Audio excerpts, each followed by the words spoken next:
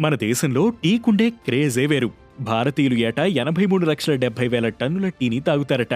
అందులో green tea వాటా 10 నుంచి 12% అని అంచనా. గ్రీన్ టీ వల్ల మీ జీర్ణక్రియ మెరుగవుతుంది, స్కిన్ హెల్త్ ఇంప్రూవ్ అవుతుంది, బ్లడ్ షుగర్ కంట్రోల్లో ఉంటుంది, వెయిట్ లాస్ కు కూడా సహాయపడుతుంది.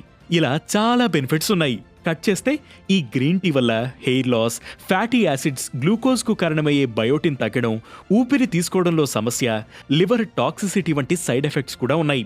ఎస్, గ్రీన్ టీ మన ఒంటికి పడితే ఎంత బెనిఫిటో, పడకపోతే కూడా అంతే ఎఫెక్ట్ చూపించే ఛాన్స్ ఉంటుంది. కెమీలియా సినెన్సిస్ అనే మొక్క తాలూకు ఆకులు, మొగ్గలతో గ్రీన్ టీ తయారు చేస్తారు. ఇందులో ఉండే ఈజీసీజీ, 70 కేడీఏ ప్రోటీన్లు కొందరిలో ఎలర్జిటిక్ రియాక్షన్లకు కారణమవుతున్నాయి. ఇది కొందరిలో స్కిన్ పై ఎఫెక్ట్ చూపిస్తుంది.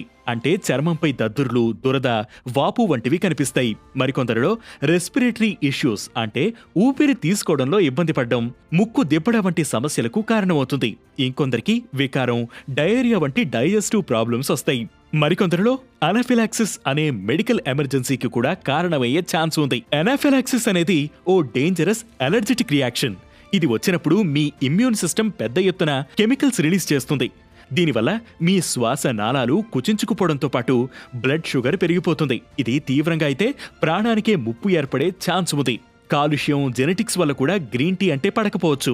గ్రీన్ టీ వల్ల అలర్జిటిక్ రియాక్షన్స్ వస్తే వెంటనే వైద్యులను సంప్రదించడం మంచిదని వైద్య నిపుణులు సూచిస్తున్నారు. గ్రీన్ టీ కొనే ముందు ప్యాకింగ్ లేబుల్స్ చెక్ చేసుకోవాలి.